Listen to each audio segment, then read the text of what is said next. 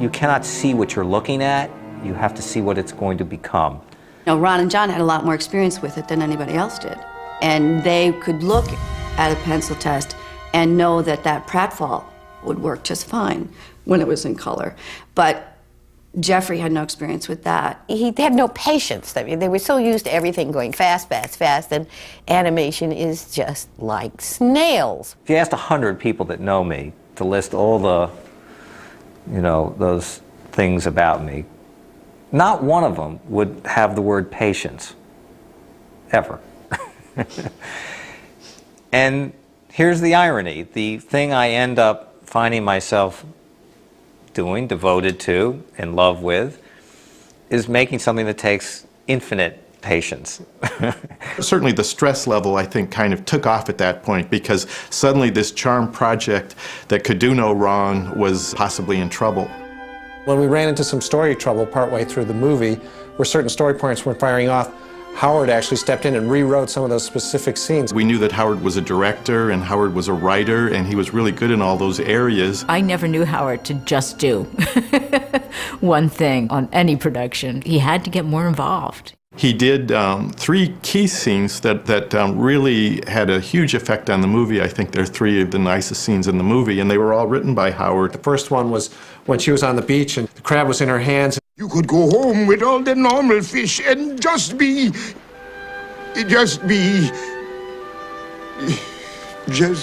miserable for the rest of your life. And that's the point where we actually see the change in Sebastian. He's changed from like, okay, I thought this was a mistake, but from this point, I'm on your side. All right, all right.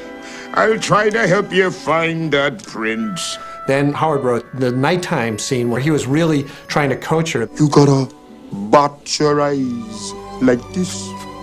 You gotta pucker up your lips like this. And then, the most crucial of all perhaps, he rewrote our last scene with the king watching Ariel, where he decides to give her legs. Originally that scene didn't have dialogue. It was all done visually. I guess we thought, well, you know, we can just put it over with the looks and the expressions. But Howard felt that we shouldn't be afraid of really having the words spoken. Then I guess there's just one problem left. And what's that, Your Majesty? How much I'm going to miss her. That solidified what the movie, in essence, is all about, which is the king realizing that he can't control his daughter and that she has to follow her heart.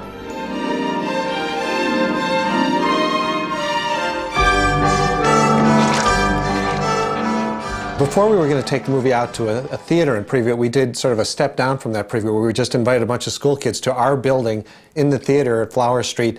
This story is true and deeply humiliating, but we'll tell it.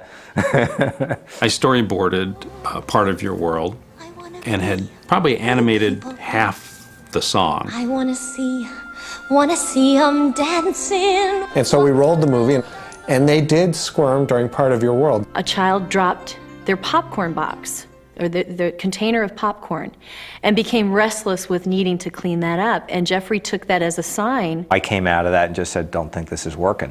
He said, maybe we should lose the song. Howard's in horror, we're in horror. Glenn Keane, who just animated, rough animated, is in horror. To me, it was the last thing I thought possible. I was, what do we do? What do we do? What do we do? You know. I was, what? So that's it? It's just, like all that work is gone? We made all our arguments and we didn't win. Howard made his arguments even and didn't win. And the person who finally actually talked Jeffrey into at least giving it another chance was Glenn Keane. I called Jeffrey.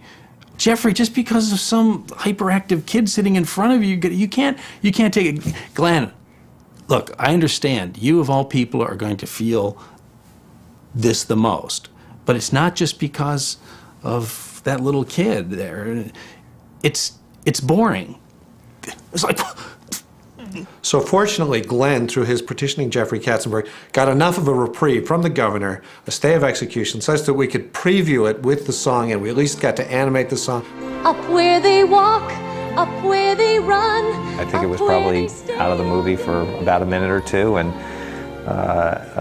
you know, back in, and can't imagine the movie without it, can you? Wandering free, wish I could be part of that world.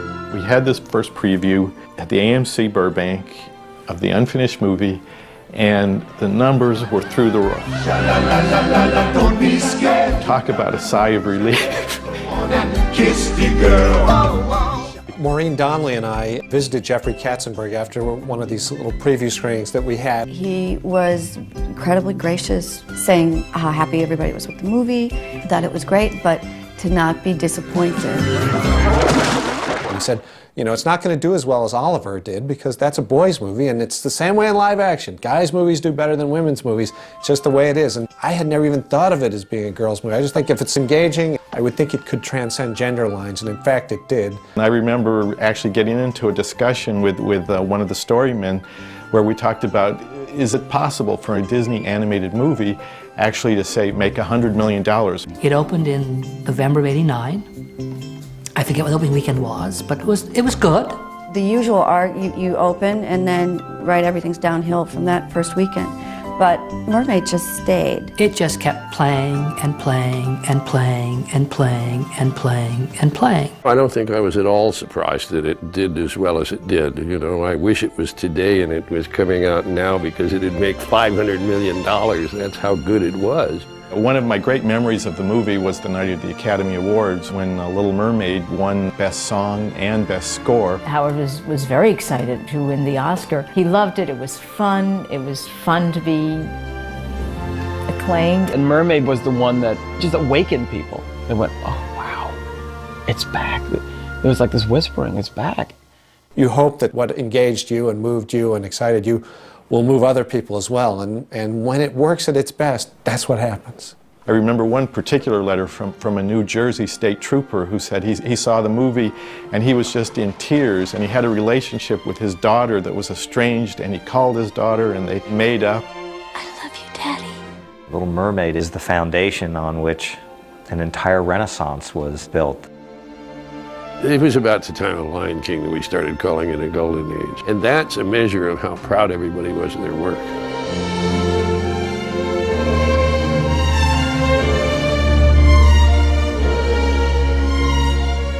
Sometimes if you take out one element in a time frame, everything else collapses too. The Black Cauldron served its purpose. There was good work done in Oliver and Company and The Great Mouse Detective. But when Little Mermaid came along, it was the right film at the right time, and it really did turn everything around. I don't know when, I don't know how, but I know something's starting right now. Watch and you'll see.